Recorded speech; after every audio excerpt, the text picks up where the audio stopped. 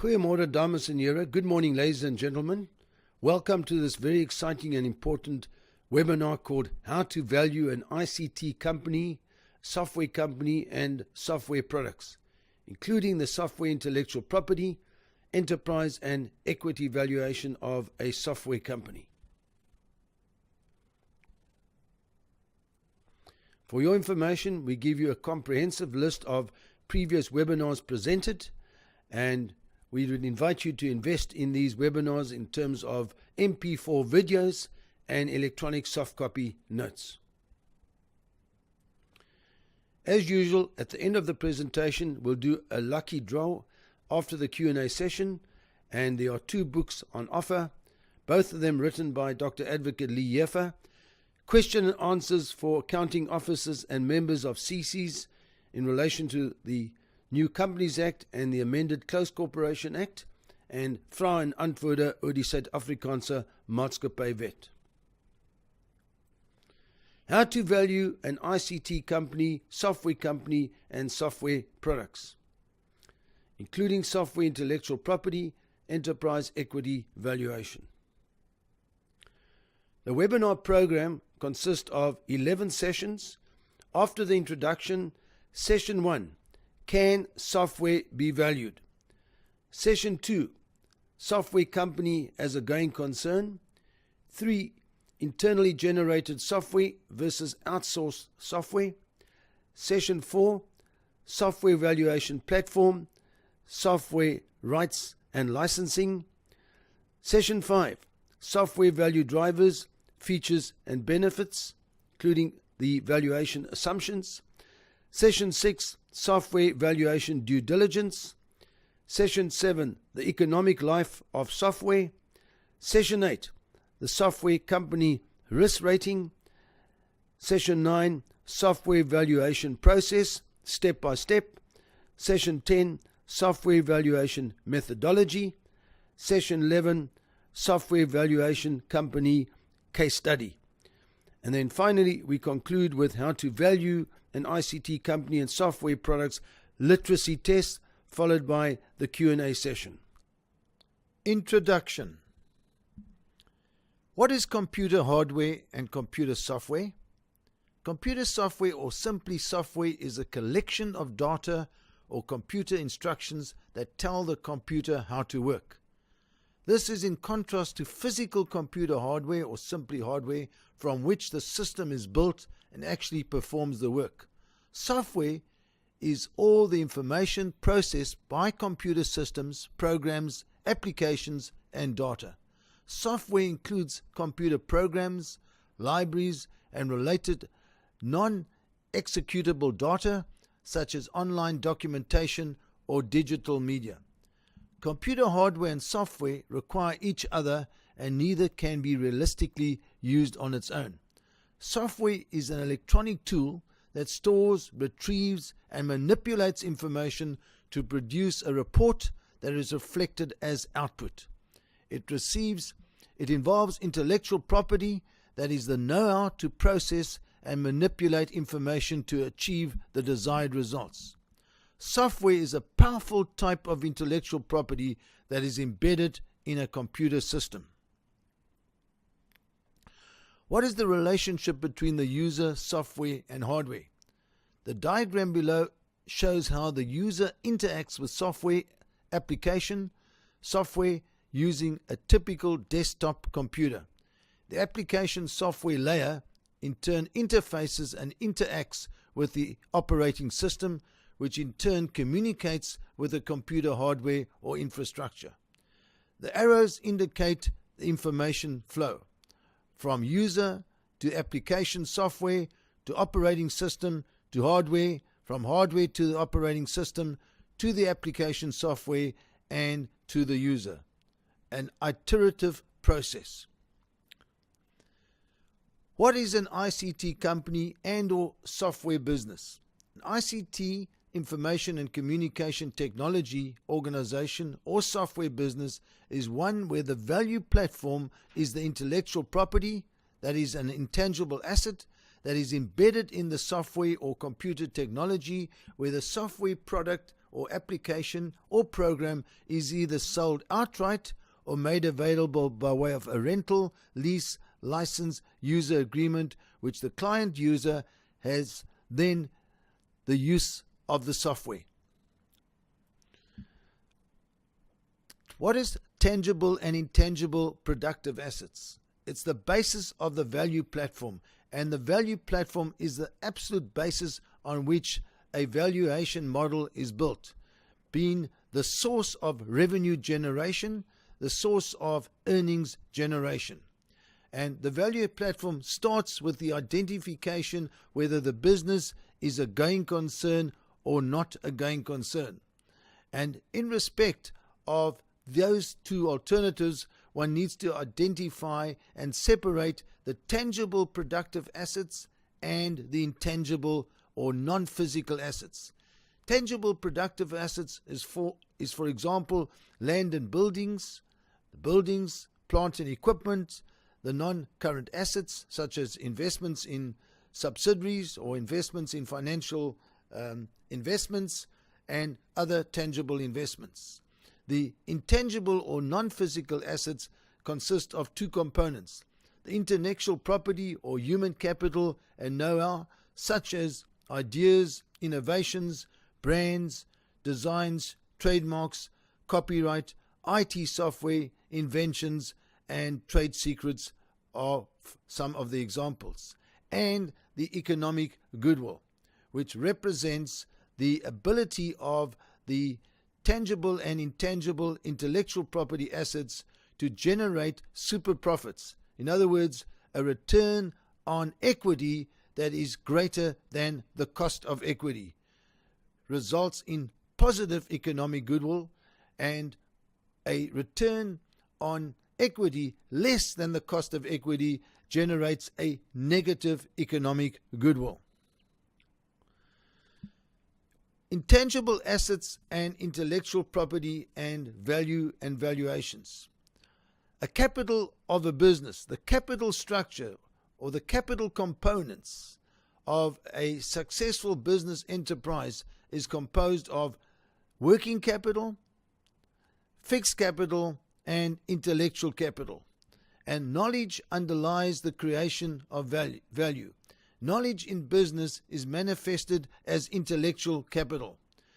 So we come across knowledge workers, and in particular professionals such as accountants, auditors, attorneys, and software developers.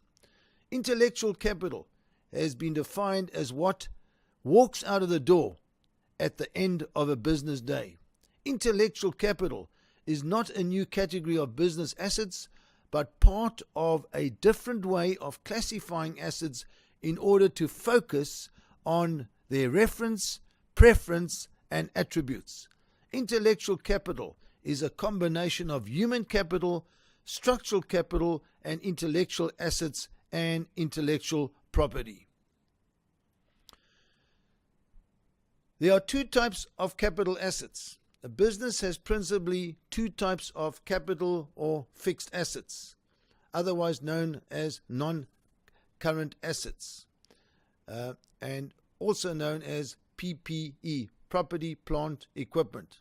The hard assets or tangible assets such as real estate, plant and machinery, and the soft assets or the intangibles such as goodwill and intellectual property assets. As previously indicated, intellectual property assets in turn are trademarks, trade names, brands, copyright, patents, design, software, and, for example, publishing rights, licenses, including franchise and distribution rights, for example. What is the position in terms of the valuation of tangibles in terms of the International Accounting and Auditing Standards 38? The whole move in especially IFRS, in terms of International Financial Reporting Standards, is towards fair value accounting that is heavily reliant on the fair value measurement model. In other words, what are intangible assets? Should it be valued? What is the measurement tool for the fair valuation of human capital? And accountants, auditors, and commercial consultants need to assess not only the performance of companies and businesses, but also the source of the performance, namely the financial position, that is the value platform, and in particular both the tangible and intangible productive assets. The challenge is to both value the entire business enterprise in its entirety, the business operations, at its intrinsic value, fundamental objective valuation, and also the separable components of the fair value of those value platform assets that constitutes the intrinsic fundamental valuation of the business. IAS 38, Intangible Assets, outlines the accounting requirements for intangible assets dealing with the recognition and disclosure. Our objective today is to provide guidelines on the valuation methodology or the fair value tool in relation to ICT and software intellectual property. So, what are intangible assets in relation to IAS 38? IAS 38 says that the intangible asset is an identifiable non-monetary asset without physical substance or presence. So, what are intangible assets? It's identifiable non-monetary assets without physical substance. It's controlled as a result of past events, and it's also in relation to future economic benefits. So, what are intangible assets?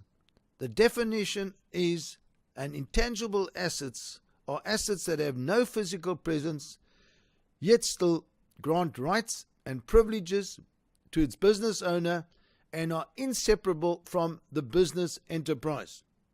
For example, the software company or software business. So intangible assets constitutes rights, relationships, undefined intangible benefits and features, and intellectual property. What are the intangible asset categories or types?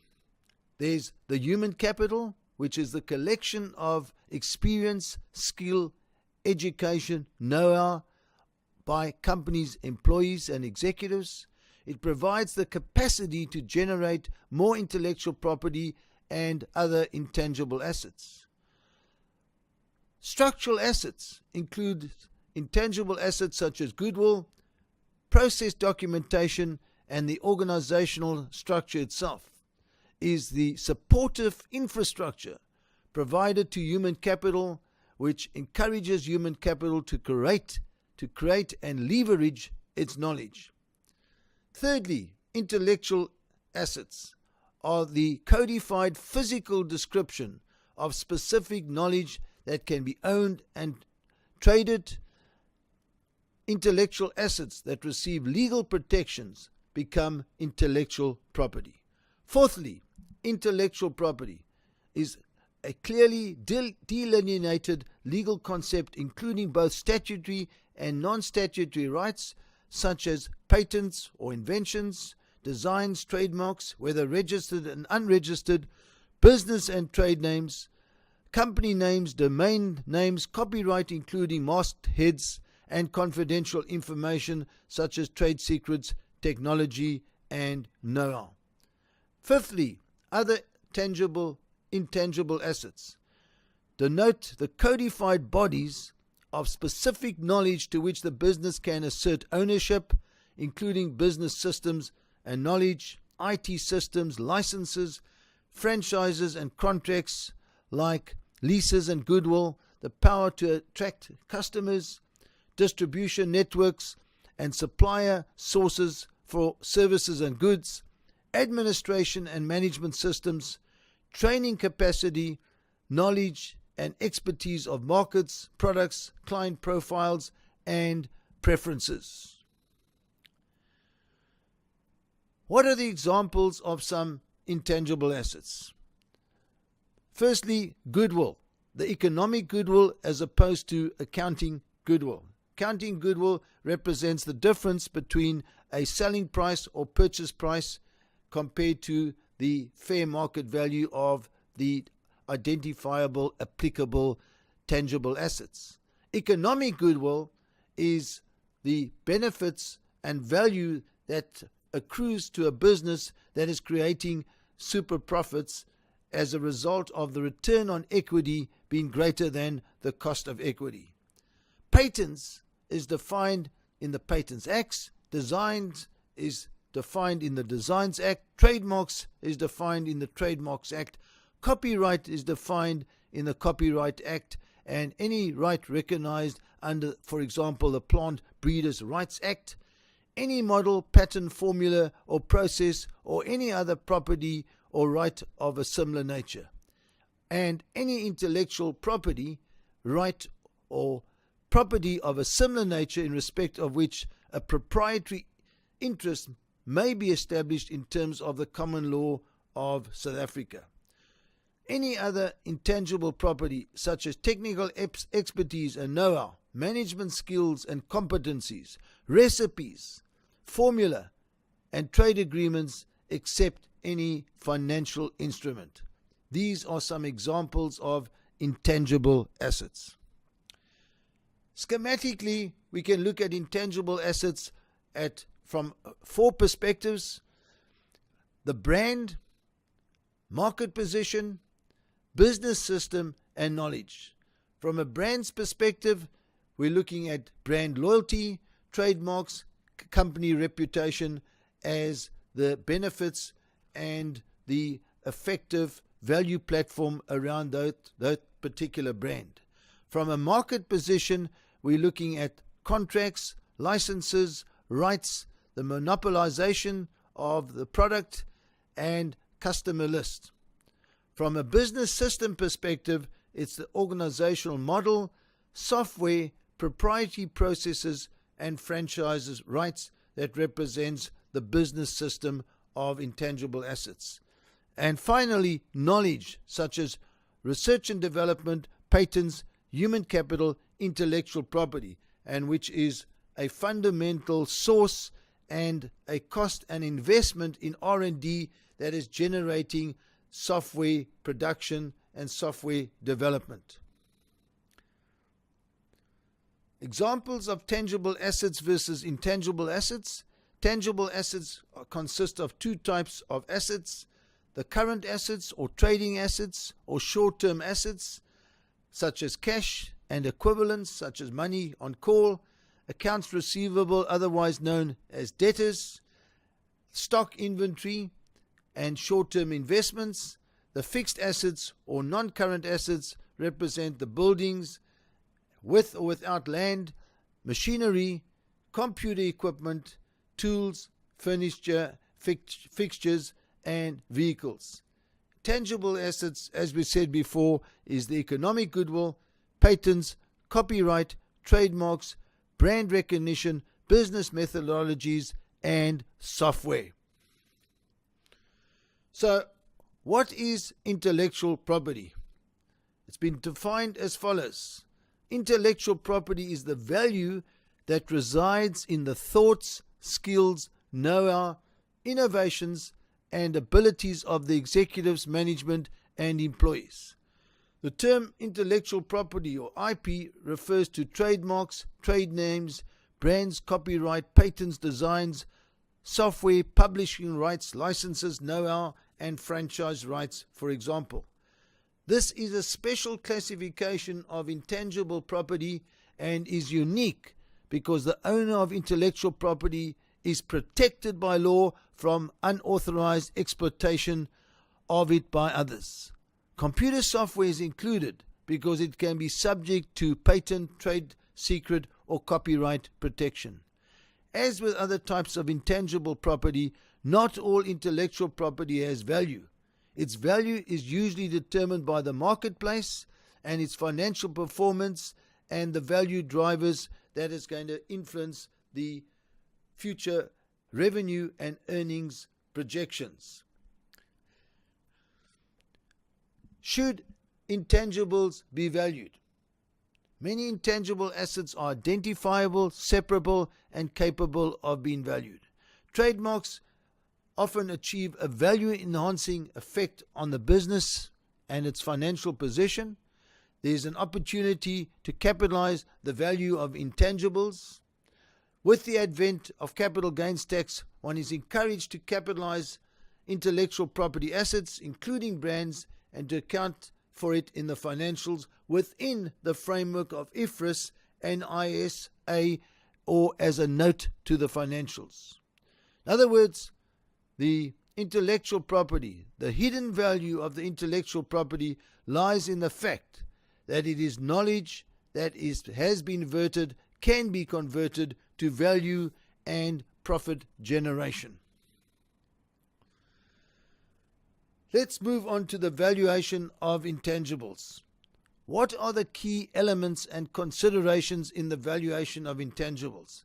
Firstly, the identification of a specific intangible asset, otherwise known as the intangibles, in relation to the types and separable from tangibles. The ownership component, the rights attached to the intangibles, the responsibilities around controlling the benefits, the source of the intangibles in terms of whether it's been acquired or purchased or whether it's been internally generated, the cost or investment, the economic life or useful life, particularly around the contractual period from a license user agreement perspective, and the intangible life cycle as well. Revenue generation in terms of revenue costs and earnings, the valuation, computation and measurement, and the recognition in terms of how they are accounted for. These are key elements and considerations in the valuation of intangibles. So, what is the valuation equation for intangibles? Step 1, business enterprise value with intangibles. And then we deduct the value of the business without intangibles, in other words, the value of the productive tangible assets, and the resultant sum is the value of intangibles. So total business enterprise value with intangible on a normalized fundamental intrinsic valuation methodology, less the value of the business without the intangibles. In other words, the value of the productive tangible assets gives us the value of intangibles, which then can be broken up in terms of intellectual property asset with earning streams, identifiable, definable earning streams around those IP assets, and secondly, the IP assets without earning streams, e.g. brand, trademarks, and that could be valued in terms of a notional valuation methodology called relief from royalty method. Taking the value of intangibles, the total value of the intangible assets, deducting the intellectual property assets with earning stream, deducting the IP assets without earning stream, all based on notional relief from royalty method, gives you the final economic goodwill. In other words, the residual value is the economic goodwill. So, what are the rules for valuing intangibles? Firstly, where the value of the business is greater with the intangible assets than without, then the specific valuation contribution of the applicable intangibles should be and could be computed. Where a specific intangible asset, e.g. trademark, software license, user agreement, royalty, is generating identifiable earnings, then these intangible assets or IP need to be valued in their own rights. In order to place a monetary value on the intellectual capital of a business, three rules or steps must be followed. Firstly, a full audit is required that involves compiling an inventory of the intellectual property. Secondly, a due diligence investigation should be conducted into aspects of the validity and ownership of the intellectual property. And thirdly, based on these two processes, a valuation can be made on a fair value basis for the intellectual property by a recognized valuation method. Session 1. Can software be valued? Value in an ICT business and software company is unique in that the business is radically different from traditional businesses, such as manufacturers, traders, and even professional services. What is unique is that the value of the software business is off balance sheet, vested in the human capital and intellectual capital of the management and employees. This knowledge-based intellectual capital is embedded in the software company's range of products. Computer programs or software can also have copyright protection. And the copyright of computer programs, software application normally lasts approximately 50 years after the death of the author or the developer. So, valuing an ICT business and software company, what are the characteristics that make software companies different and unique?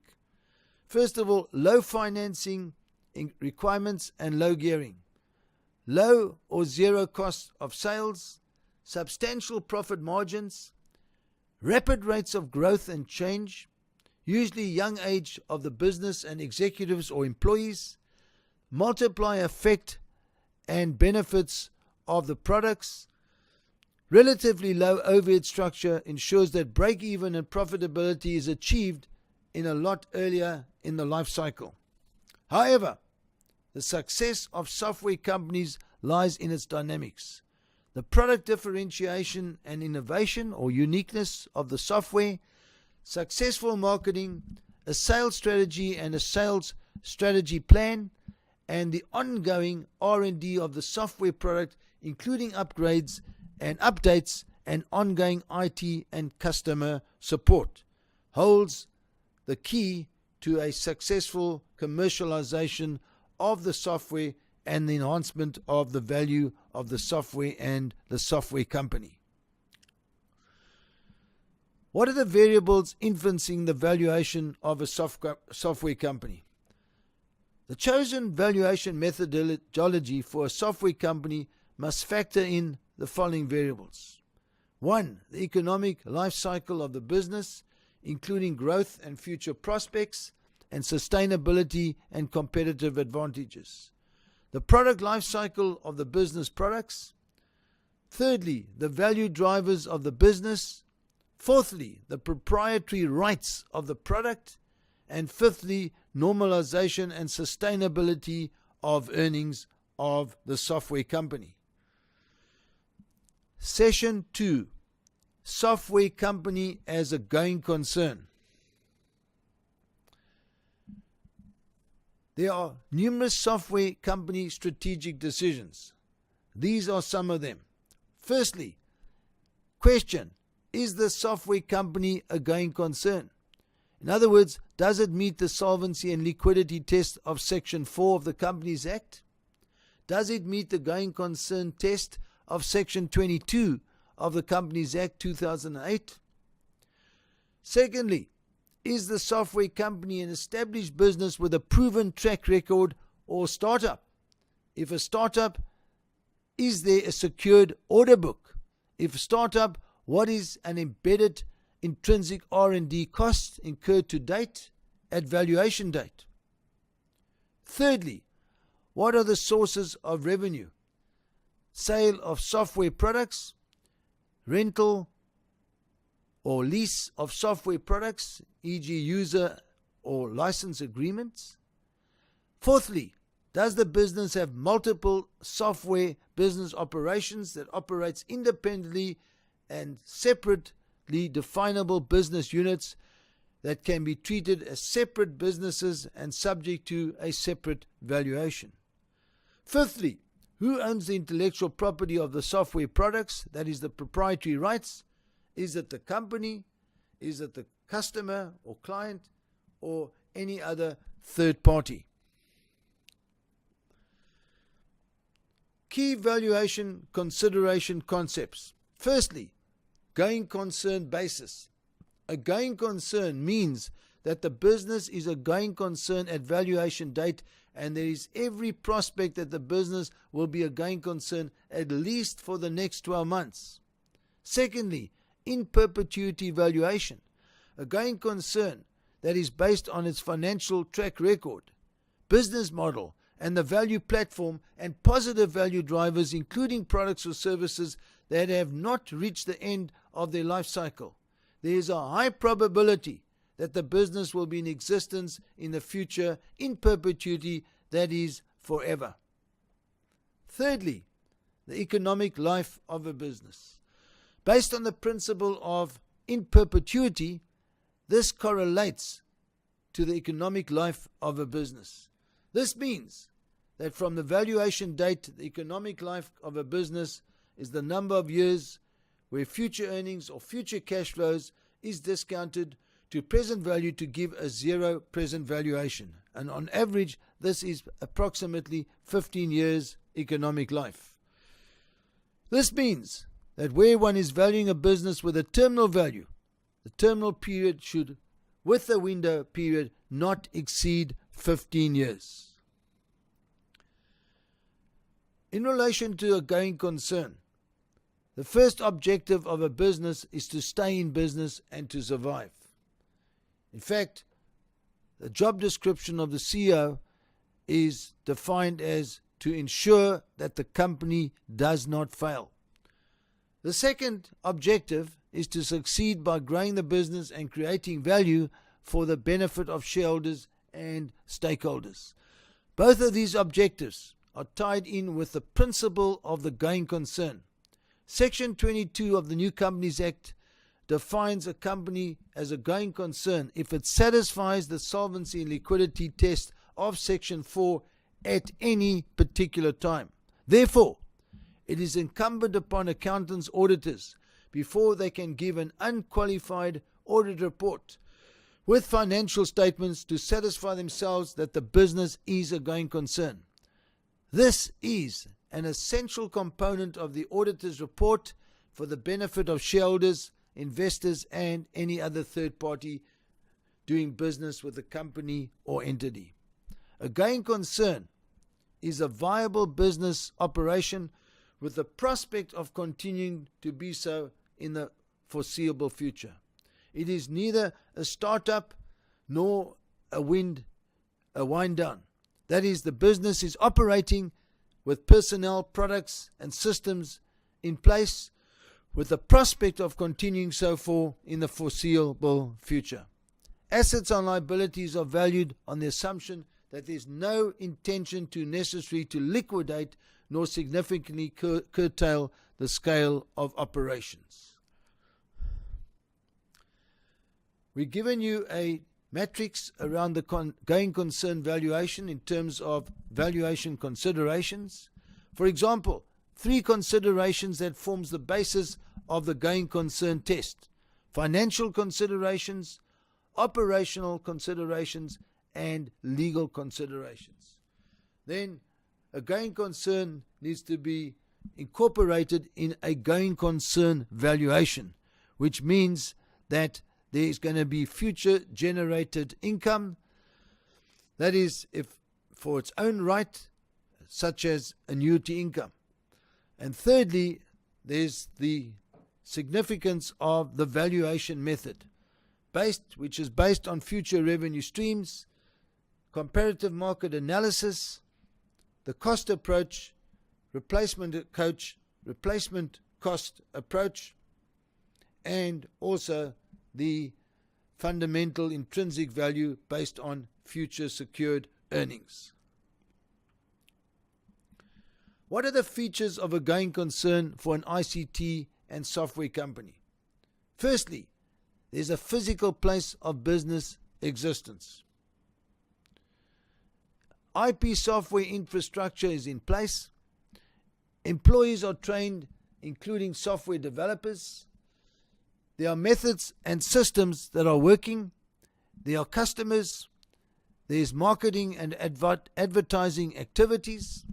Suppliers and service providers are supporting the business. Customers are supporting the business. Software license, trademarks, copyright registrations are in place. Financial institutions and facilities are in place. The business is making money.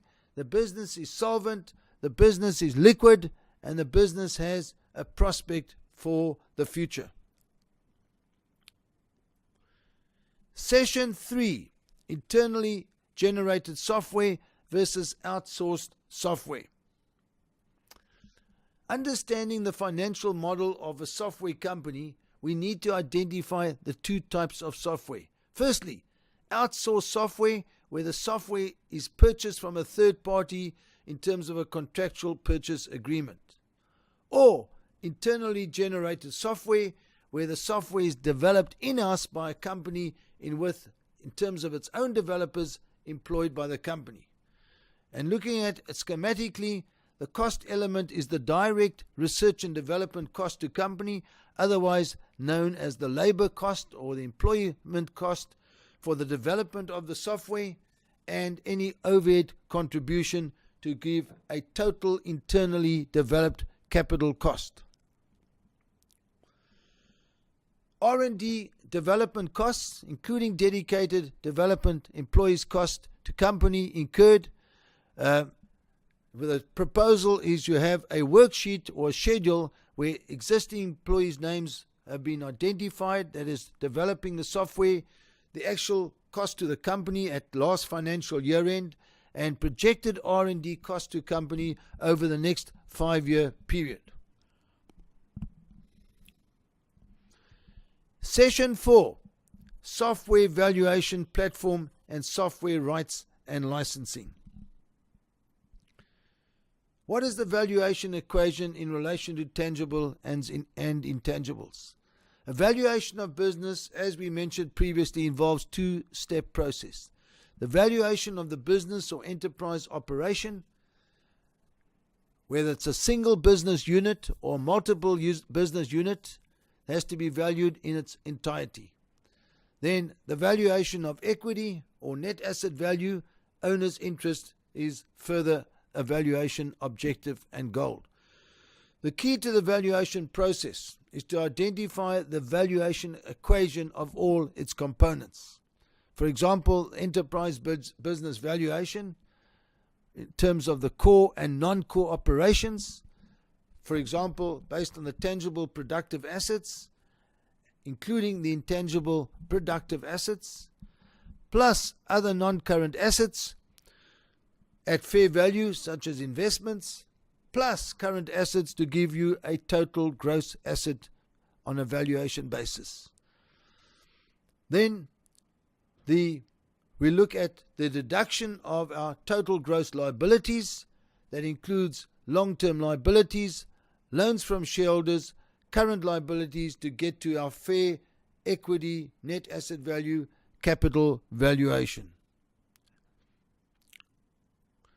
The valuation platform of tangibles and intangibles in relation to software company is absolutely critical.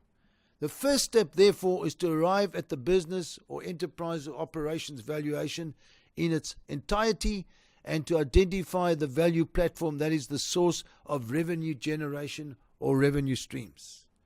Secondly, the value platform consists of both tangible productive assets and or intangible productive assets which should match with the revenue streams. In other words, effectively ensuring that there is the matching revenue, cost, stream and source that has been adhered to. The principle of matching revenue with matching cost. The tangible productive assets are, for example, manufacturing, plant, equipment, retail fixtures and fittings. And the intangible productive assets, as we've alluded to earlier, is brand, trademarks, copyright, software programs and applications, the franchise rights, license agreements, license rights, patents, systems, procedures, methods, intellectual property, goodwill and human capital, know-how, software programs, software rights and other rights. In many business valuations, the intangibles gives the business the winning edge and provides the synergy for the tangible assets and the value add. The value platform consists of three intangible assets that are categorized as rights, relationships, and undefined intangibles. What does this mean? Rights. Every business enterprise acquires rights through establishing contractual agreements with other businesses such as governmental bodies or individuals or other entities. A business can establish its rights to carry on operations by obtaining a license or by registration with the Companies and Intellectual Property Commission, otherwise known as CIPC. A large enterprise exists according to the terms of a written contract that defines the following: the parties to the contract, the nature of rights, goods or services transacted, the transfer consideration, and the duration of the agreement. A contract may have little value unless it provides and the provision results in an exchange that is of an economic benefit to the business. Rights. Secondly, intangibles have relationships. Every business has established relationships with outside agencies, stakeholders, other companies, and other individuals. These are non-contractual. Thirdly, undefined intangibles. A comparison of business enterprise value with the aggregate values of the identified underlying assets often reveals a residual or excess of business enterprise value. This residual is commonly referred to as goodwill or economic goodwill and applies to a going concern valuation. Session 5. Software value drivers, features and benefits. There are 16 computer software value drivers. Firstly, profit generation. The source of profit generation. For example, income from products or services through sales, license agreements, joint venture income, strategic alliance income. Or income from patents through sales, license royalties, joint venture income, and strategic alliance income. Secondly, strategic positioning in terms of achieving and enhancing market share. Thirdly, leadership in terms of innovation and technology, including strategy settling, standard setting. Thirdly, leadership, innovation, technology, including standard setting. Fourthly, name recognition through branding, trademark and regulations and reputation. Fifthly, acquiring innovations of others in terms of mergers, acquisitions. Sixthly, customer loyalty, the centricity of the customer. Seventhly, cost reduction opportunities. Eighth, improve productivity in terms of repeat sales, long-term sales features. 9. Premium profits, above average profits commanding a premium selling price attributable to IP assets such as well-recognized trademark or a patent product. Number 10, incremental income. That is the additional income attributable to the IP assets. Number 11, economies of scale, increase in productivity attributable to IP assets. Number 12, decremental expenses, the savings in production costs attributable to the use of a patent or IP assets process. Number 13, relief from royalty. In other words, the savings from paying a royalty by virtue of owning an IP asset. Number 14, residual income. Residual income or profit is that which remains after profit is allocated to targets, monetary and intangible assets. Exclusive ownership rights. The benefit of outright IP ownership means owning all the rights and enjoying all the royalty returns. And finally, technology obsolescence. The life cycle of the technology of the IP asset will impact on the amount of royalty that a licensee is willing to pay. Session 6. Software Valuation Due Diligence. What are the software valuation rules? Let's look at it from a valuation consideration and the applicable valuation rules. As a going concern in relation to an existing established business, where business is an existing business as a single entity or as separate definable business units, including separate definable software products, with a successful track record that has not reached the end of its business or product life cycle, the valuation can be a going concern valuation. This means the valuation will be focused on future earnings and be task-based, future earnings and cash flow based. Secondly, a going concern in relation to a startup business, whether the startup business is a unit or the startup software is a product. Where the business or business unit is a startup with no track record, if there is no confirmed sales orders, the valuation will be based solely on the intrinsic cost or value platform, cost basis at valuation date. That is, the investment in the development or R&D of the software technology at valuation date, based on whether it was acquired and or self-generated in terms of IP software man-hours and rate, that is cost to company, including overhead contribution spent on the development of the software product. Secondly, if there is firm sales orders based on the costing and period to run from the valuation that will be done on an income approach, future income projected method needs to be used.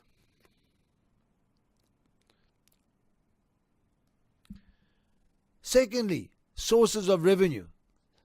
For example, sale of software products and or retail lease license fees from use of software. As a going concern, the valuation will be based on the income approach in relation to the net profits after tax in relation to sale of software products and or sale of software license fees, subject to future sales revenue generating probably less all direct development costs and overhead related direct to the sales from these two separate sources. As a benchmark or secondary valuation method, the R&D embedded investment for the development of the R&D at valuation date should also be established or completed or computed. The primary valuation method based on the going concern will be compared with the secondary valuation method to establish the economic goodwill of the software and its IP valuation. The primary valuation method based on the going concern will be compared with the secondary method to establish the economic goodwill of the software that is demanded. From an ownership of the software IP perspective, if part of the sale of the software and or license fees, the agreement is that the separate IP copyright is owned by the buyer, then the surplus represents economic goodwill and not software IP. Question: what is the valuation of software intellectual property, intangible assets or IP assets? From a company's perspective, we need to ask certain key questions. In other words, the software valuation due diligence questionnaire. Question 1. Who is the legal owner of the software? We need to provide evidential documentation to confirm the legal owner. Question 2. Is the IP software a productive asset? That is it generating revenue streams and earning streams for the benefit of the legal owner? Question 3. What is the embedded cost, e.g. the R&D development cost at valuation date? And question 4. Where is the embedded cost reflected in the legal owner's financial statements? Question: describe fully the nature or features and benefits of the IP software and provide evidential documentation such as marketing, sales brochures, website details. Secondly, question: if the IP software was sold out of the legal entity to a third party on an arm's length basis, what would you consider a fair market value price? Question: do you have any benchmark valuation or offers to purchase to substantiate the above amounts specified in question 6? Question 8. If the IP software has been developed for the legal owner, has it been developed internally or has it been developed externally? Session 7. Economic life of the software. Economic life of the software considers 4 considerations. Firstly, economic life cycle. Secondly, product life cycle. Thirdly, value drivers. And 4, the proprietary rights of the software product. From an economic life cycle perspective, phase 1 is the introductory phase which aims to achieve a high level of acceptance of its products and reach and penetrate quality customers. It's followed by phase 2, which is the growth phase, whereby it will be positioned to consolidate and grow the business both locally and possibly even internationally. From a product life cycle perspective, the nature of its products, in other words, software products in terms of application, ensures ongoing usage and utility for existing clients with massive untapped prospective client base. Company's R&D will ensure ongoing upgrades and modifications that will extend the product life cycle into the future. From a value driver's perspective, these have already been identified. In the main, they have their source in the intellectual property of the human capital of the business, resulting in quality software development and products that satisfy the customer base and results in strong financial and organizational features and benefits such as cash flow, earnings, and working capital. Finally, the proprietary rights of the product. The software products are protected by way of license agreements with customers, which reduces the risk of usage infringements, as well as ensuring the ongoing license fee revenue generation, and contributes significantly to the extending of the economic life of the software. Session 8. Software company risk rating. Initially, we'll be doing the business-specific risk rating of the software company, followed by a rating on the specific software products. The business-specific risk rating, otherwise known as business-specific risk premium, identifies 16 critical value drivers which, if it's not working, becomes the risk indicators. For example, tangible and intangible productive assets. The question is, are the productive, tangible and intangible assets revenue generating, creating revenue sources, turnover, sales, and ultimately earnings generated? If the answer is no, it attracts a 1% risk factor. How solvent is the financial position of the software company? Is the business positively solvent? Does the software company have cash resources? The question is, does the business have positive cash resources and cash reserves available? In other words, liquid funds. What is the gearing position of the software company? Is the business low geared with low borrowings? High gearing in excess of 50% of the equity results in a negative rating in terms of the risk profile of the business. From a profitability perspective, is the company showing good margins and earnings generation? In other words, is the business making consistent good profits? How is the cash flow from operations generation? The question is the business showing consistent positive cash flow from operations? What are the product and service range in terms of the software products? Does the business have a range of diversified and quality software products? Well, who are the customer base? Does the business have a diversified, loyal, and growing customer base? From the supply and service base, does the business have a diversified, loyal, and growing support base and supply base? Key management and personnel.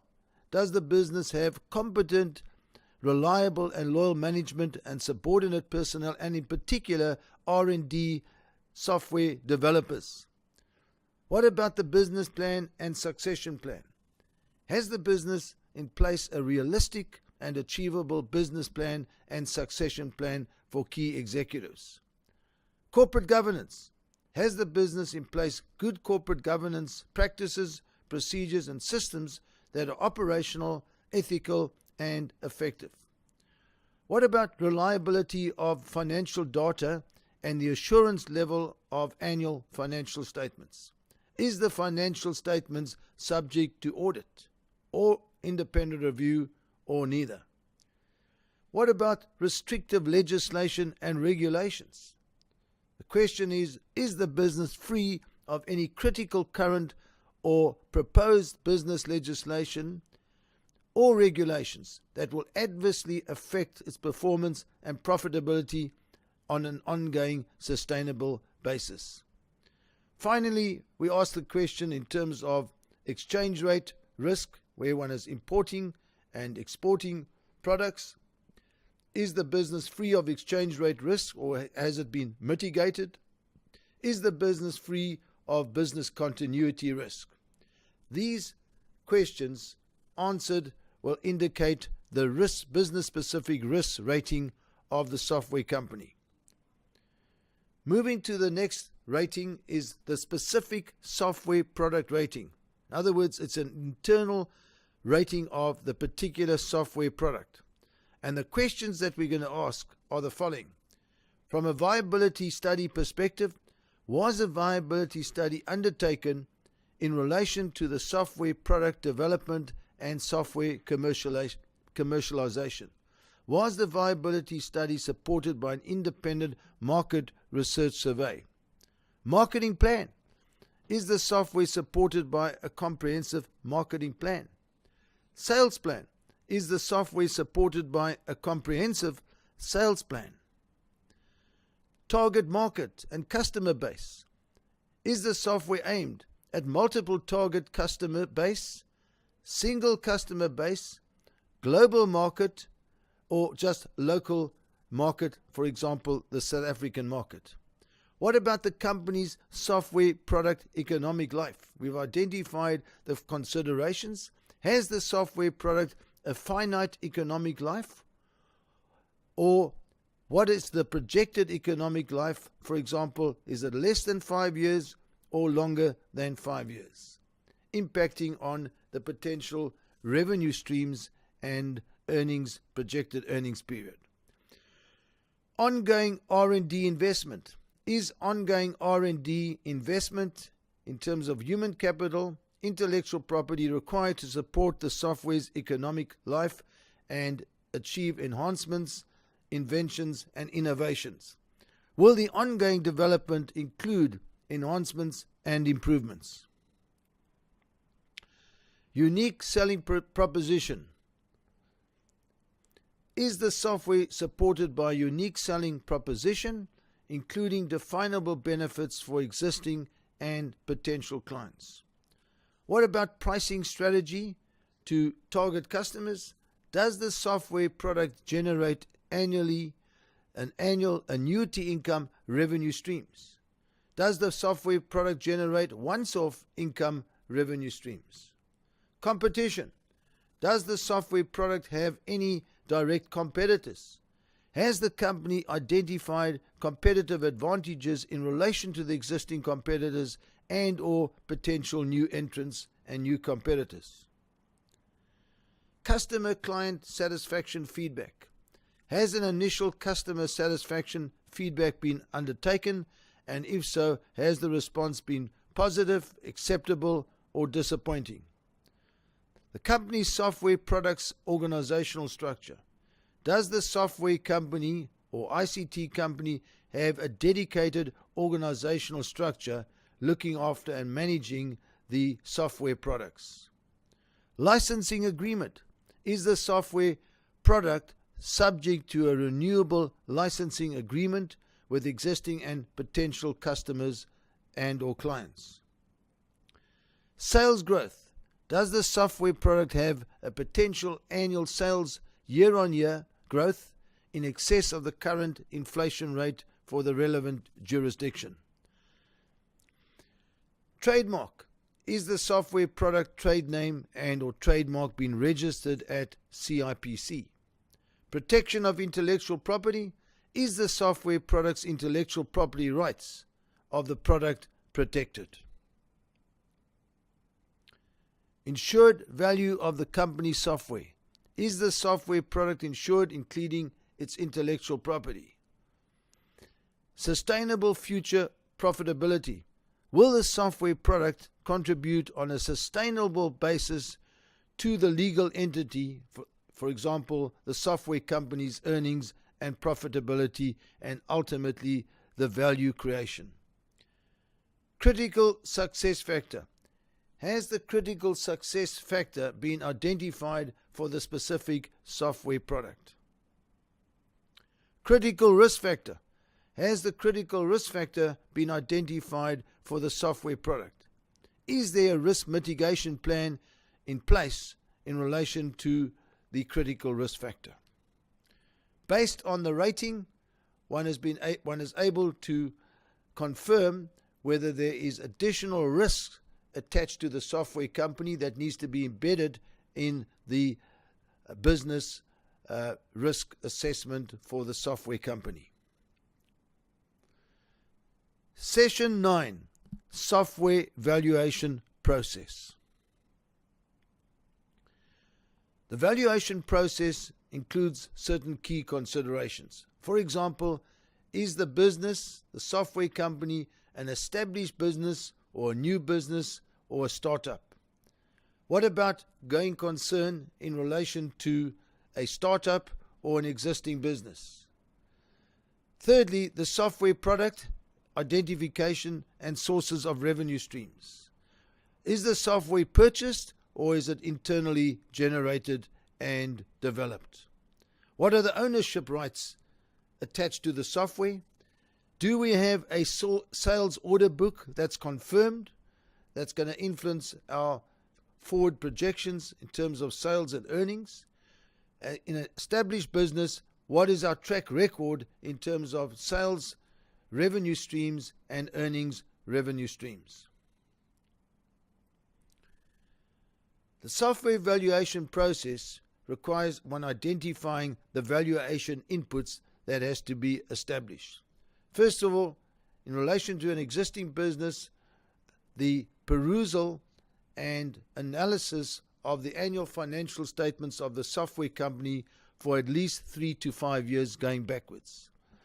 The identification of the specific owned software, confirmation of the employment cost and cost structure of our in-house developers from inception to valuation date in relation to the specific productive software assets that are being valued at valuation date. That is the development costs, in many cases that has been expensed and written off and not capitalized.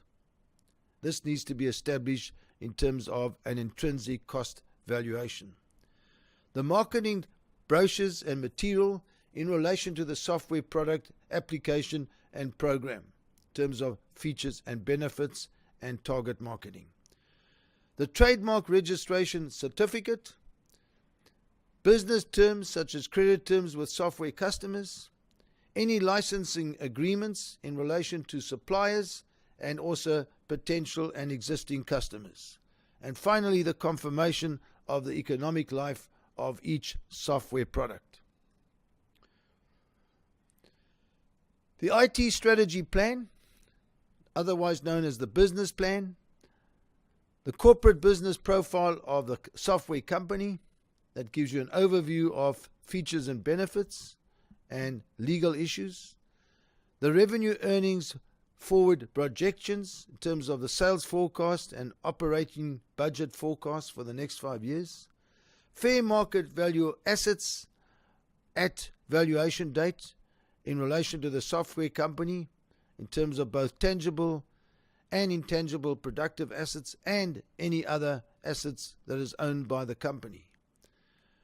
Consideration of normalization on earnings in relation to salaries to management, inter-rental charges or notional rental charges where the property that's one operating from is owned by the same entity, the normalization of interest on loans to shareholders, to members, or from shareholders or from members, and assessment of the salaries or cost to company of developers that was expensed but should have been capitalized as part of our R&D, and in terms of the carrying value of the IP software at valuation date. Now we come to the fundamental intrinsic valuation approach of a going concern ICT computer software company. 2 stages in the valuation process. Firstly, the business operations valuation, which is otherwise known as the value platform, and then second valuation is the net asset value or equity or share valuation of the company. In relation to the business operations intrinsic valuation, one is looking firstly at the fair value of tangible and intangible assets. And consequently, we're then looking at identifying separate revenue and earning sources in relation to the respective tangible and intangible assets, including the brand, trademark, IP, IT valuation. From a valuation of the operations, we need to consider the value drivers, for example, the customer base, the margin, the competitive advantages, and then secondly, the risk profile of our software company and specific software products in terms of, for the purposes of the computation of the discount rate, otherwise known as the cost of risk or cost of equity.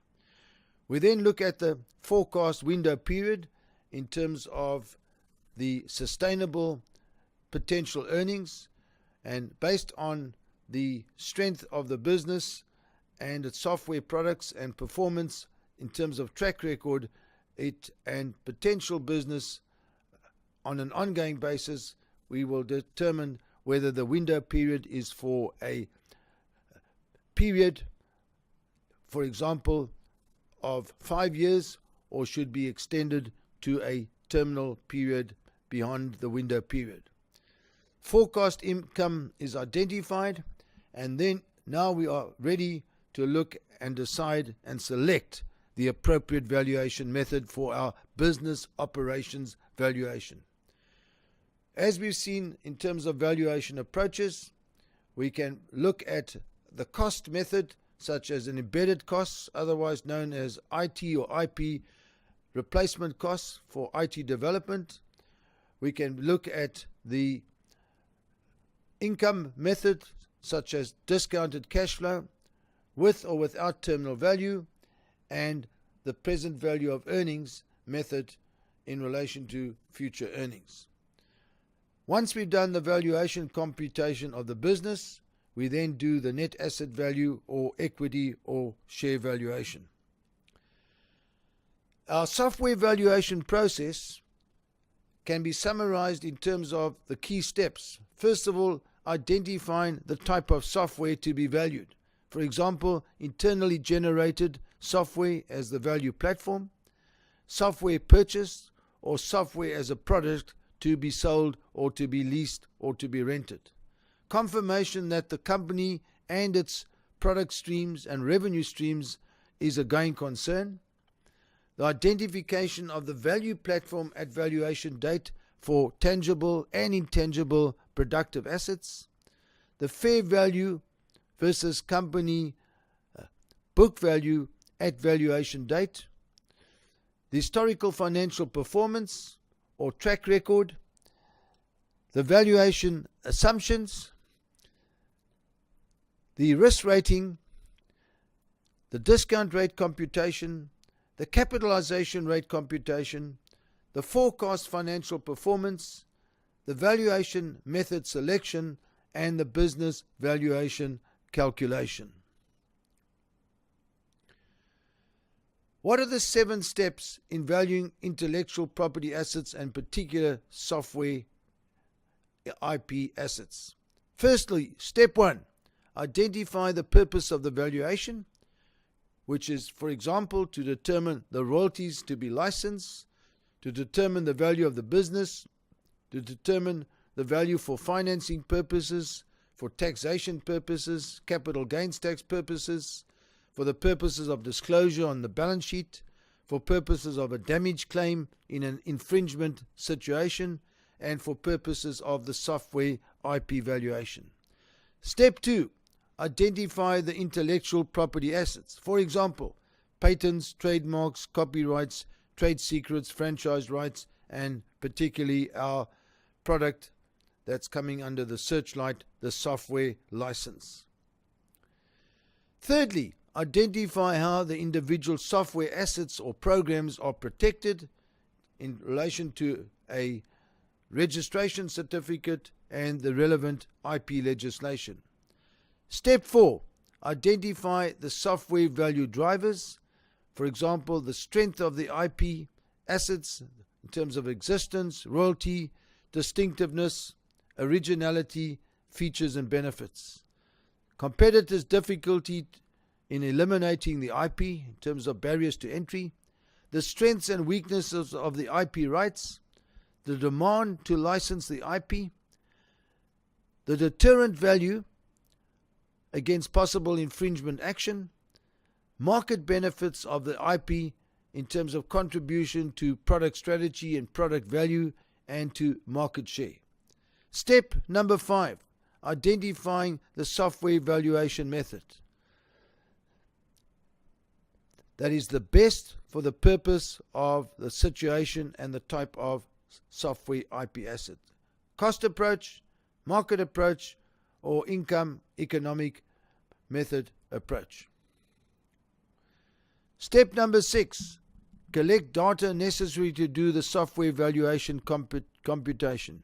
Review historical financials and analyze monetary assets, analyze tangible assets, analyze intangible assets, identify returns per asset class, develop cash flow forecasts for the business enterprise, the company and per asset class, identify appropriate cap rates and, for example, relief from royalty rates. Step number 7, perform the software valuation computation, where one's computing present value of future earnings for the software business and operations. And finally, compute the equity or net asset value valuation or the 100% capital equity owner's valuation. What are the valuation rules for valuing software? First rule, going concern valuation of software business enterprise at valuation date. This is a non-negotiable. It's a fundamental concept to valuation of any assets, any business. Is it a going concern at valuation date? In other words, the valuation of software operations as a collective operation at fundamental intrinsic value, using the 3 valuation methods in relation to the business model. Method 1 is income or earnings method. Method 2 is intrinsic cost method. And method 3 is fair market value between willing buyer and willing seller. Looking at the productive intangible assets, we are looking at the IP software at valuation date. Method 1 is based on future earnings, looking at return versus risk for a fixed future period, such as the window period, or in perpetuity, resulting in a terminal value, based on projected earnings which has to be normalized, and the discount rate or cost of equity or cost of risk has been computed in terms of the build-up method. Method 2 is the software value platform, generating future revenue and earning streams, including the R&D development costs for the specific executives or employees engaged in the development, and particularly the personnel cost to company. Session 10, Software Valuation Methodology. Valuation approaches and methods for software IP has been identified in relation to particular applications. As we said before, there are 3 valuation approaches to value software. The cost approach, which means what is the intrinsic cost? The income approach is it revenue generating? And how do we translate that revenue streams into value? The third approach is the market approach, which says and asks the question, what price will it transact between a willing buyer and a willing seller? Once the valuation approaches have been identified, one needs to confirm the primary, secondary, and reasonability valuation methods that will be used to determine and calculate the IP asset. Below sets out a table of IP valuation preferences for selected IP assets as a guideline. For example, patents and technology, the primary valuation method and approach is income. Trademark and brands, primary approach, income. Copyright, income. Assembled software or workforce, cost. Management information software, cost. The product software, income. Distribution networks, cost. Core deposits, income. Customer relationships, cost. Franchise rights, income. Corporate practices and procedures, cost. Elements of a going concern, cost. Goodwill is market-related market approach. The evaluation approaches and methods for software IP. There are 3 valuation approaches which forms the basis of the applicable and appropriate valuation methods to value software IP. Income approach, market approach, cost approach. Income approach is used if the value platform, both tangible and intangible, including the software, productive assets, is generating future revenue streams and future earning streams. This will result in either using the capitalized earnings method or present value of future earnings or the discounted cash flow or discounted free cash flow method. This method cannot be used to value the software of a company that is a startup and has not started generating income streams with no prospect, no order book, no probability of generating future revenue. The market approach is where the valuation is based on comparable sales, such as the CMA, comparable market analysis, comparative market analysis method, or benchmark between a willing buyer, willing seller market transaction. The cost approach, which is based on the intrinsic cost to develop the productive intangible assets, such as the software, program, or application, based on the number of man hours at the relevant rate with overhead recovery based on the development costs of the developers to bring the software to fruition on a cost basis.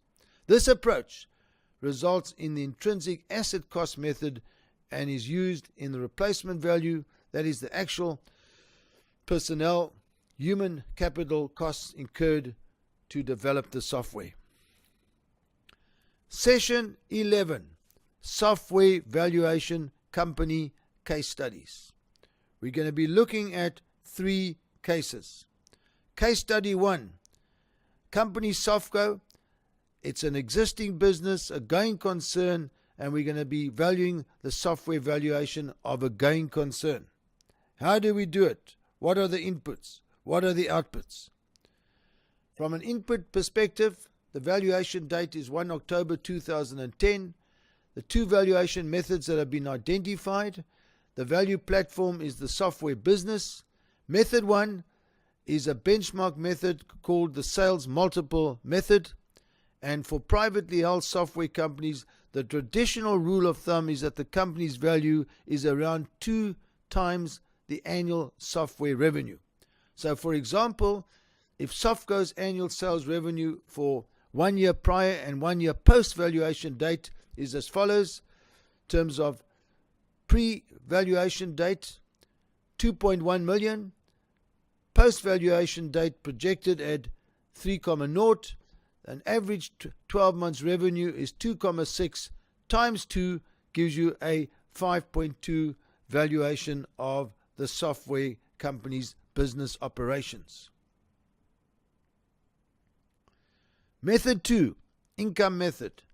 There are 2 ways of approaching this income-based valuation method: a capitalized earnings method and a price earnings multiple of comparable listed companies.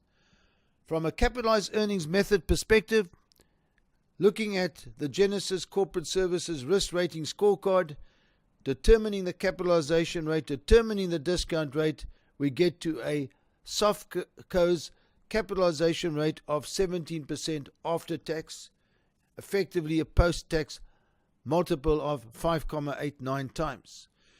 To establish a sustainable normalized earnings, the forecast net profit after tax for future years is to be determined.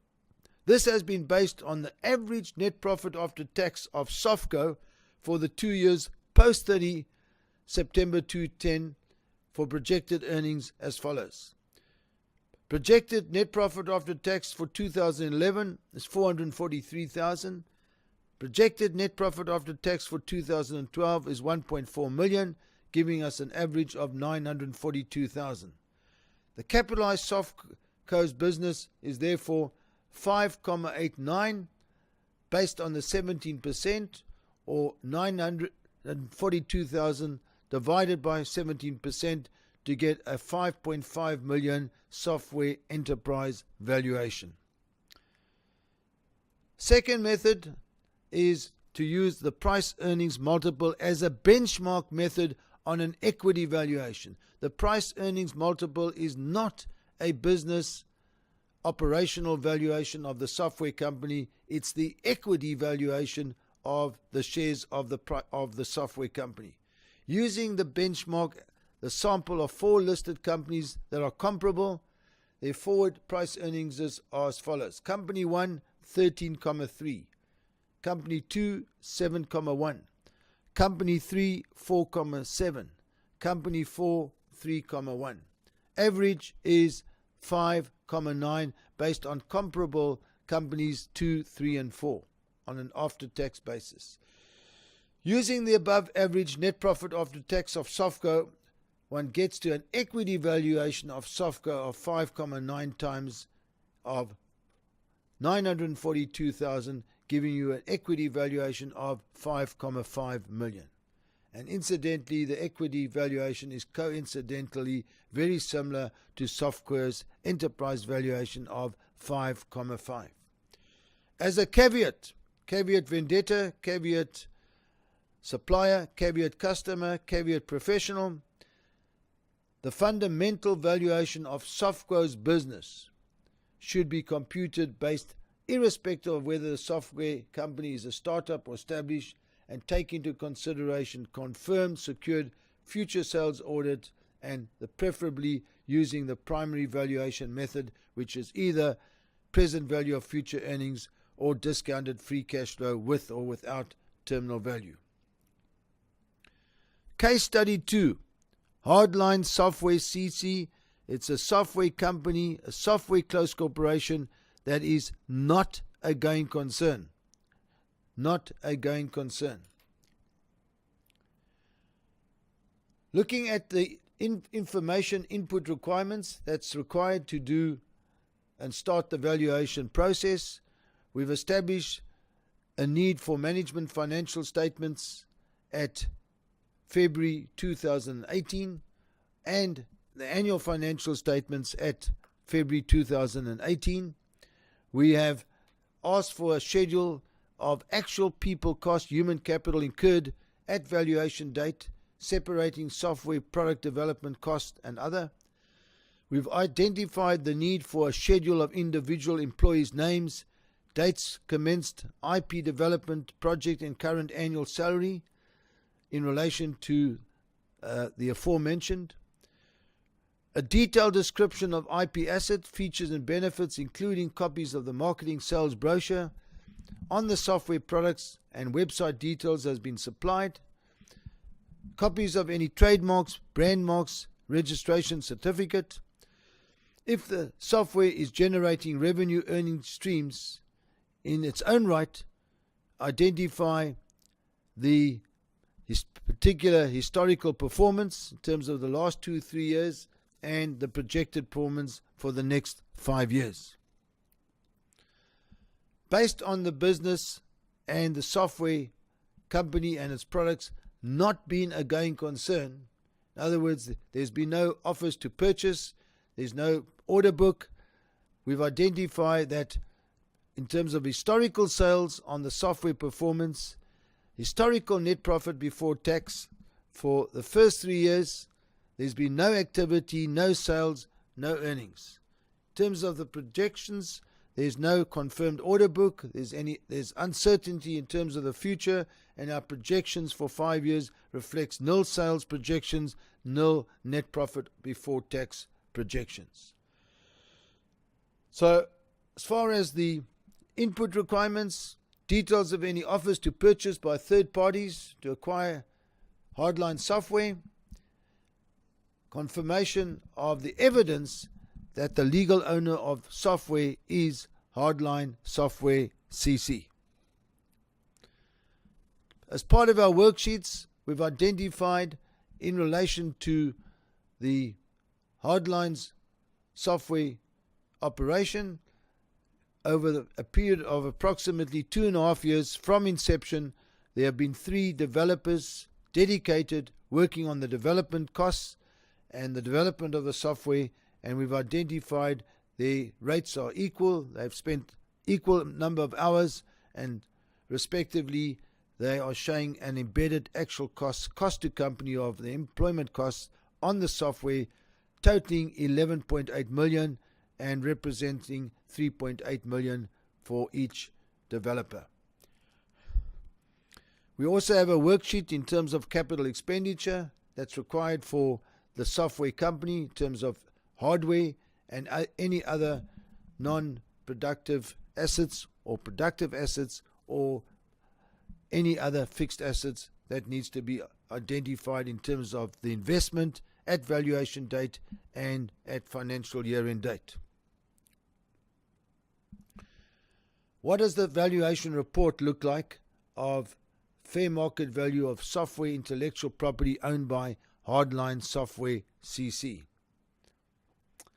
We have a valuation report where the contents has been identified in terms of legal owner, description of the software platform and framework, software development undertaken by Hardline Software, the effective valuation date, software as a productive asset and on a going concern basis, valuation methodology for the software company, valuation approaches and methods, the valuation computation, valuation certificate, and any appendices. We supply the company and business profile as indicated, and then we start with the description of the software platform and framework. For example, Hardline Software CC has developed a world-leading framework that makes the efficiencies, cost savings, and increased revenue from Hardline software a reality for businesses. The major strength of the Hardline Software CC framework is that the solution is technology agnostic, which overcomes the challenge of connecting any and all devices of systems. This enables one to deploy best of breed technologies, but at the same time achieve interoperability and interconnectivity between all the currently deployed systems and devices from the edge to cloud. The Hardline Software CC platform allows rapid deployment and businesses to action an Internet of Things strategy with little or no disruption to one's current operations. The Hardline Software CC branded software products is a software platform involving the Hardline Software CC Internet of Things stock, providing interoperability, rapid deployment, and technology agnosticism to businesses, including the hardware, software, data architecture layer, admin portal, and connector application suites. Hardline software products are marketed to third parties under a license agreement. Software development undertaken by Hardline Software. The software is internally generated, that is, the intellectual property and human capital required to develop the software is created and developed by designated employees of the company. The software IP development is expensed as an operating expense in the company's financials. Effective valuation date is 28 February 2018, and the software as a productive asset and a going concern basis. The aforementioned is not generating revenue streams and earning streams in its own right for Hardline Software. Consequently, it cannot be valued on a going concern basis and using the income or projected earnings approach and method. The valuation computation reflects the commencement of the R&D development of the software from March 2016 going through to February 2018, with the respective months showing the total cost to company of development, staff costs, the allocation of a contribution to overheads, and the total cost allocation is 13 million and 4,000 rands, comprising its operating expenses, cost allocation in relation to the IP software development, and the developers, personnel, and staff cost to company of the IP development, totaling 13.0 million rands. We then supply a valuation certificate in relation to the intrinsic fundamental valuation owned by the company at the effective valuation date of 13 million and indicate that it's based on the embedded intrinsic cost method, which is reflecting the research and development or R&D and the developer's cost to produce the software at valuation date. At valuation date, Hardline Software has not yet generated any sales, nor are there projected sales for the foreseeable future. Case Study 3, Softline Computing Pty Limited, Software Valuation of a Going Concern. Information in terms of the business profile is supplied, and we then look at the historical financial position of the company at valuation date in terms of tangible productive assets such as computer hardware equipment, shown at 160,000 carrying value or 250,000 fair value.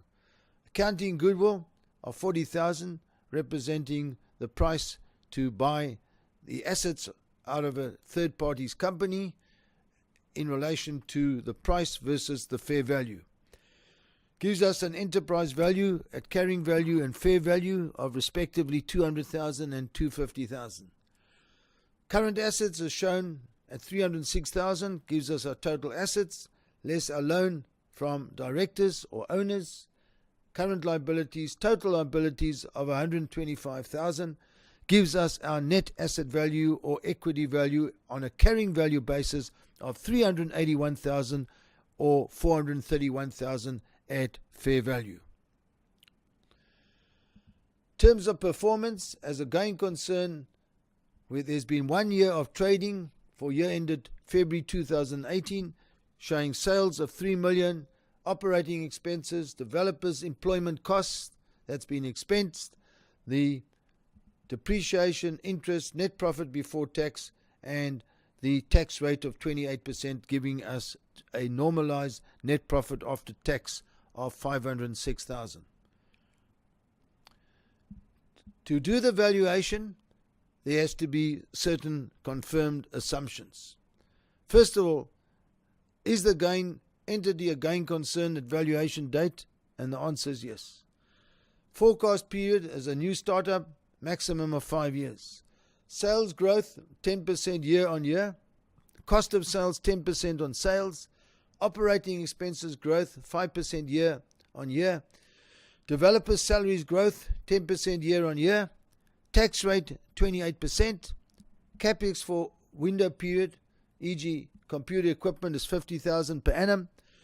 The GDP growth rate of the SA economy at valuation date is 1%, and the terminal period, there's no provision for terminal period value as it's a startup company with no track record.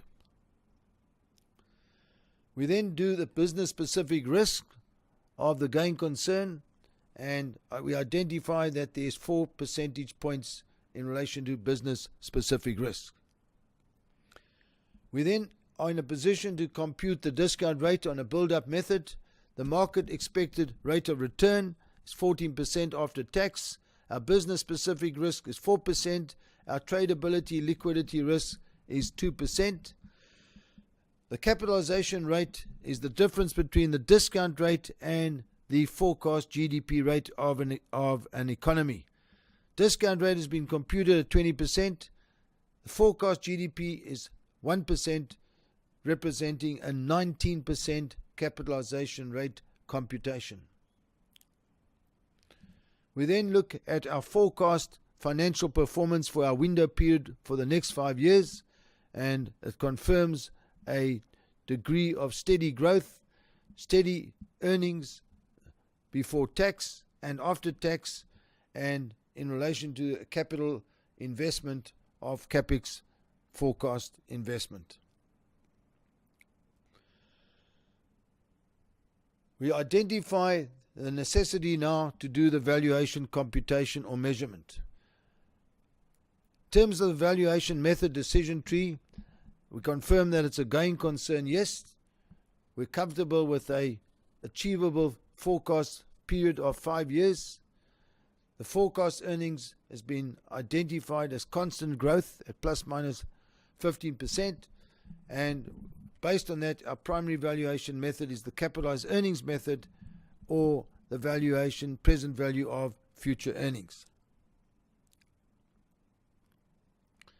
Based on the capitalized earnings method, our capitalized earnings for net profit after tax year plus 1 is 586,000. Our capitalization rate is 19%. The capitalized business valuation of the software business is 3,084,000. If we do the business valuation on the present value of future earnings based on our forecast for the next 5 years, we get to a valuation of 2.2 million. So the question is, which valuation method should we use as a primary method? Which is less than capitalization rate? So the earnings growth year on year is 15%, cap rate at 90%. Thus, using the present value of future earnings method as a primary valuation method is the right decision to be made. What is the equity share valuation at valuation date for Softline Computing Pty Limited? Productive assets at fair value is 250. The business value enterprise operations for the software business is 2.2, resulting in an economic goodwill of 1.9. Current assets are 306,000. Total assets at fair value is 2.5 million. The loan from directors is 40,000. Current assets is 85,000. Total liabilities is 125,000. And the net asset value or equity valuation is a 2.4 million bottom line results. We now conclude by looking at software valuation caveats. Buyer beware, seller beware, professional beware. Which valuation method to avoid? Number 1, the price earnings multiple. It is just the correlation between the capitalized listed valuation at any point in time in relation to the earnings. Secondly, valuation method to avoid: listed software companies, because it's not comparable to any particular private company in relation to its return risk profile. EBITDA needs to be avoided because it's not the bottom line of performance. The bottom line is net profit after tax. And dividend yield should be avoided because it is basically dividends that are in no correlation in terms of profits earned by way of net profits after tax. It's a repayment of capital and therefore should not be used as a fundamental valuation method. Ladies and gentlemen, we now reach the very exciting part of how to value an ICT company and software, the literacy tests. How literate are you on ICT software valuations? 10 questions on ICT and software valuations. Question 1. What is a going concern valuation basis? A. The valuation is based on the business being solvent. B. The valuation is based on the business being liquid. C. The business is a startup. D. The business has a track record with every prospect to be in business for at least the next 12 months. And E. The business is making profits. And the answer is D. The business has a track record with every prospect to be in business for at least the next 12 months. Question 2. Which is the primary valuation method for a software company that is not a going concern? A. Potential transaction price, the CMA or comparative market analysis benchmark price. C. Fair market value of the assets. D. Embedded cost included in developing the software at valuation date. Or E. All of the above. And the answer is D. Embedded cost included in developing the software at valuation date. Question 3. What is the basis to determine and calculate the embedded software R&D costs? A. The carrying value reflected in the assets. B. The actual employment costs to company of the software developers who developed the software at valuation date. C. The fair market value of the software assets less impairment. Or D. All of the above. And the answer is B. The actual employment costs to company of the software developers who developed the software at valuation date. Question 4. How can one value a software company that is a startup? A. One cannot do so. B. Based on an offer to purchase. C. The projected R&D development costs. D. Secured business projected earnings discounted to present value. Or E. Any other method. And the answer is D. Secured business projected earnings discounted to present value. Question 5. What is the main risk in relation to a software valuation? A. Economic life of the software is uncertain. B. No barriers to entry. C. No business continuity plan. D. Developers leaving company with no succession plan. E. All of the above. And the answer is A. Economic life of the software. Question 6. Can one value a software company using the price earnings multiple? Yes, but this only applies to the business enterprise valuation. No, as it only applies to the business valuation. C. Yes, but only as it applies to the equity valuation. D. No, as it is only an equity valuation with no comparable listed company. And the answer is D. No, as there's only an equity valuation with no comparable listed company. Question 7. What is the economic life of a software company? A. 5 years. B. 10 years. C. 15 years. D. Based on the secured order book and risk profile will determine the economic life. And the answer is D. Based on the secured order book and risk profile will determine the economic life.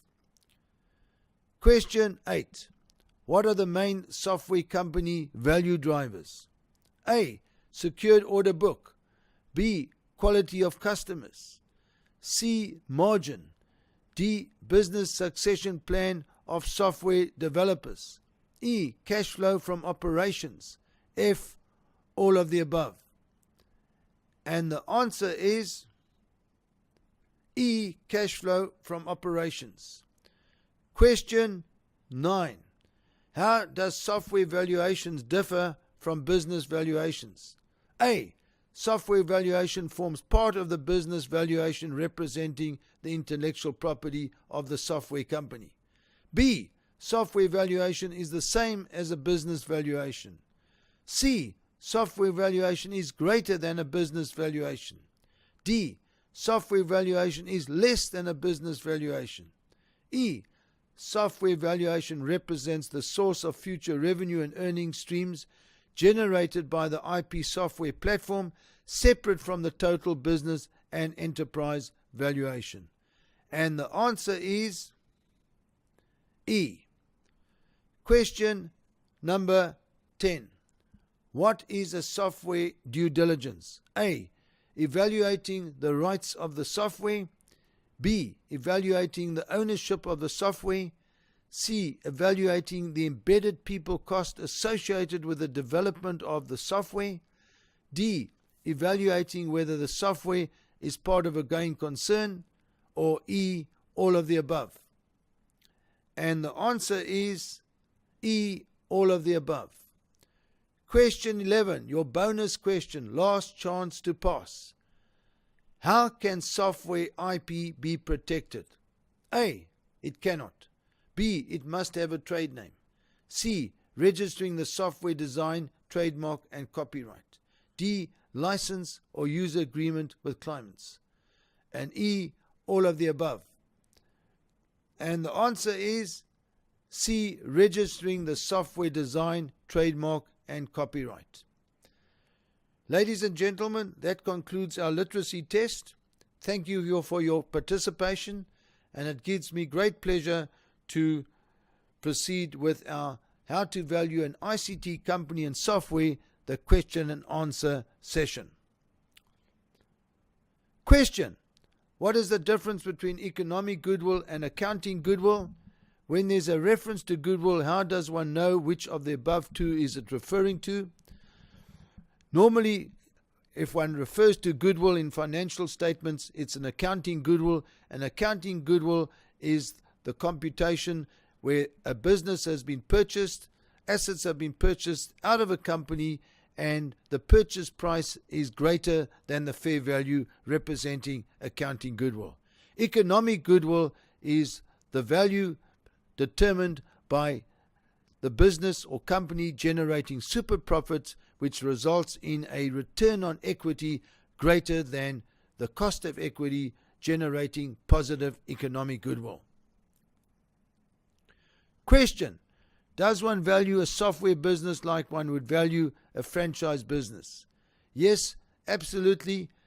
In terms of the valuation methodology, looking at the total franchise business operation, the total software business operation, and then identifying the specific franchise rights, franchise agreement in terms of the rights and the benefits accruing and generating the specific earnings around the franchise rights, and from a comparable basis, the individual software product that's generating its rights, returns and revenue streams and earning streams to be able to value the specific software products.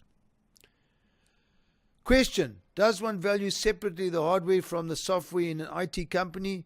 yes, the hardware is distinct, tangible asset that can be valued on a fair market value basis, as opposed to the software, which, if on the basis of the software company being a going concern, should be valued on future earnings, projections, and then discounted to present value to determine the valuation of the software on a fundamental intrinsic basis.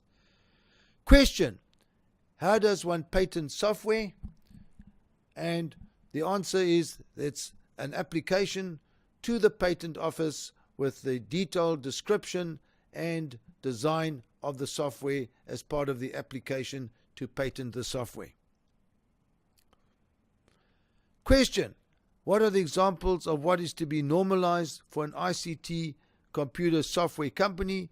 In particular, it is the issue around the salaries of developers that has been expensed, that should be capitalized, any particular other arm's length expenses that has not been included by way of, for example, the owner managers and management salary, or a rental of a notional basis between a notional landlord, notional tenant, where the company is also the landlord and the tenant. These are some of the examples that needs to be normalized in getting to a normalized earnings stream for valuation purposes. Question: what are examples of what is to be normalized for software products? Principally the salaries of the developers that has been expensed for valuation purposes would be excluded to get to a normalized earnings and cost structure for the company and software products to be valued. Question: what is the average economic life of a business? How does this compare to the economic life of an IT software company? Well, if it's a company that's strong, established with a track record, a blue chip company, the average economic life of this company is based on its risk rating, and effectively that point in the future where earnings or cash flow, if discounted to present value, equals zero, that point in the future based on years from valuation date will represent the economic life. And similarly, the economic life of an IT software company, subject to the order book, subject to the certainty of revenue streams, will determine the economic life of a software company and its software products. Question: does the value of a patent or registered software differ? That is greater than for non-patented or non-registered software. In terms of the risk profile, in terms of barriers to entry for competitors, this will influence the risk profile and will ultimately influence the calculation of the cost of risks, whereby increasing the cost of risk, you're reducing the value of the business and the company.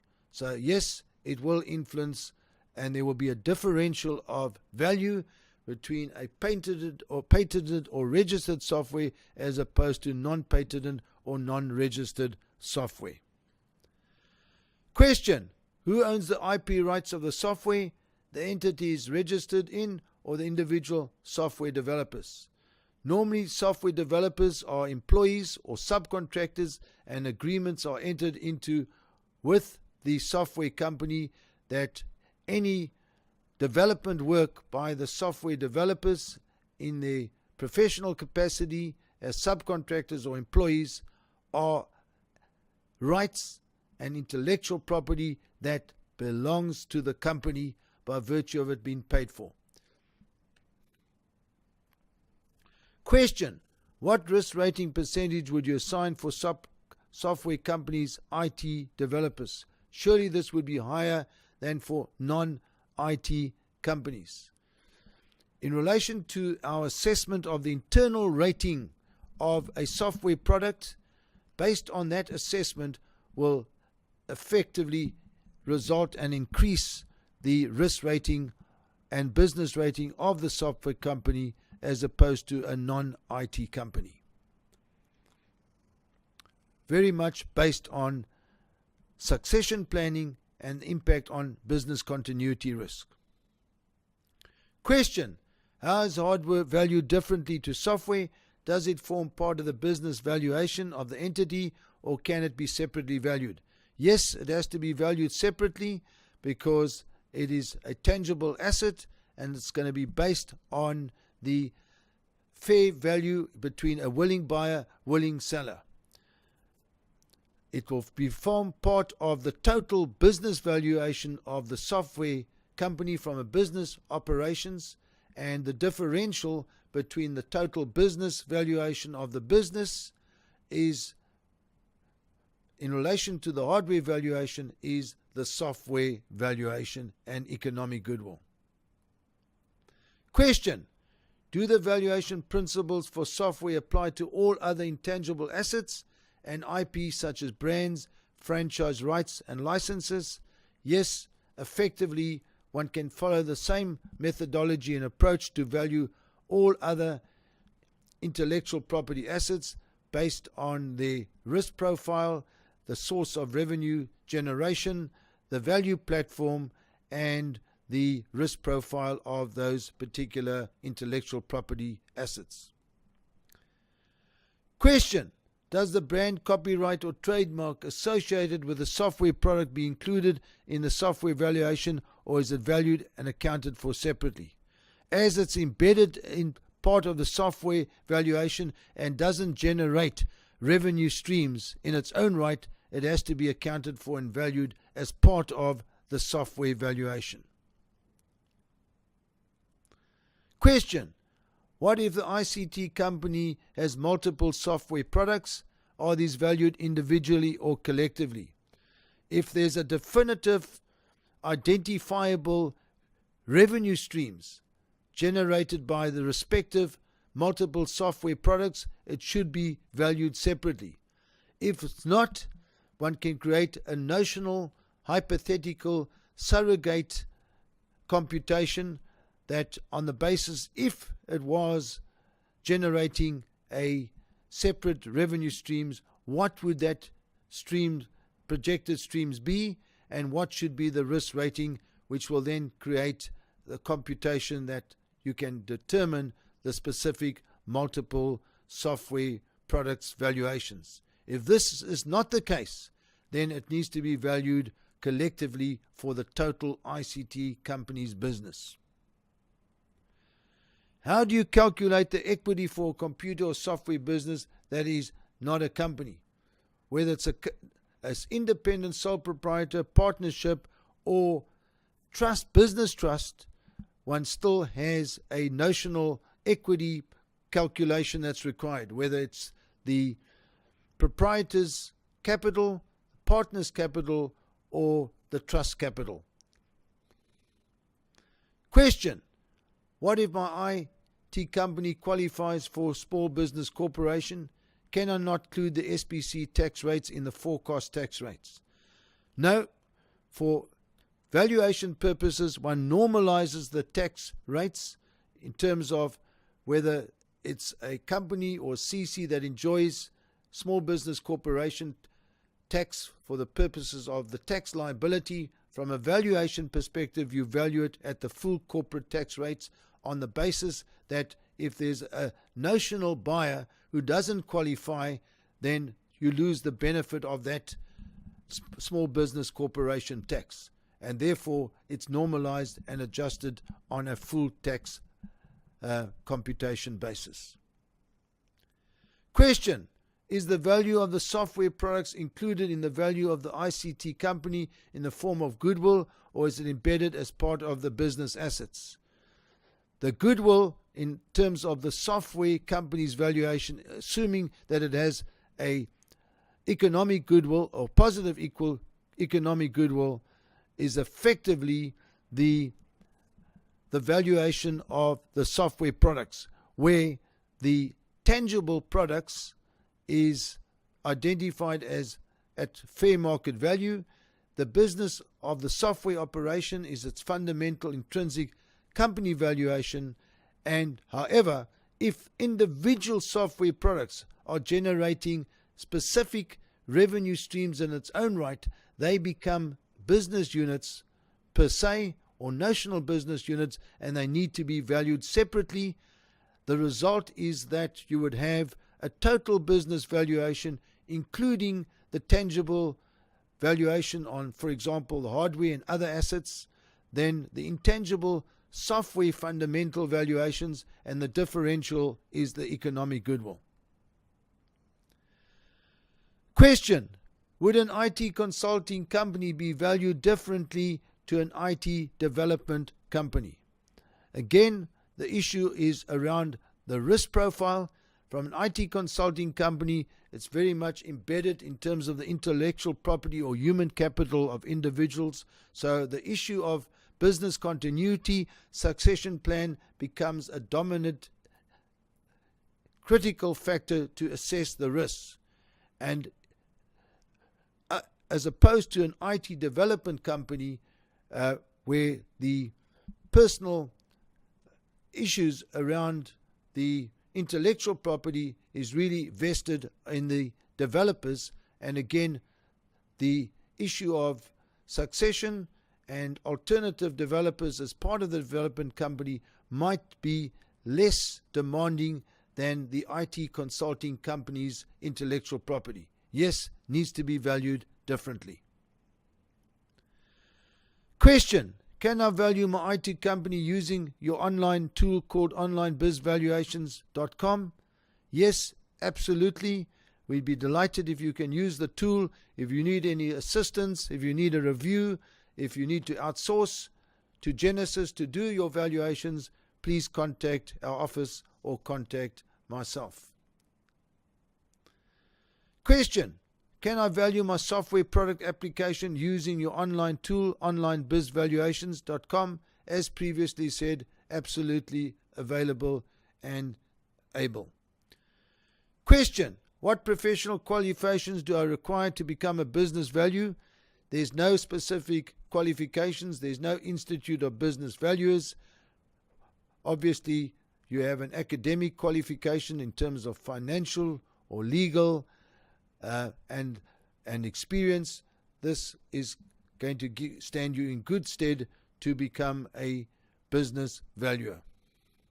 And if you need any support, you're welcome to contact us to join the Genesis Business Valuation Network.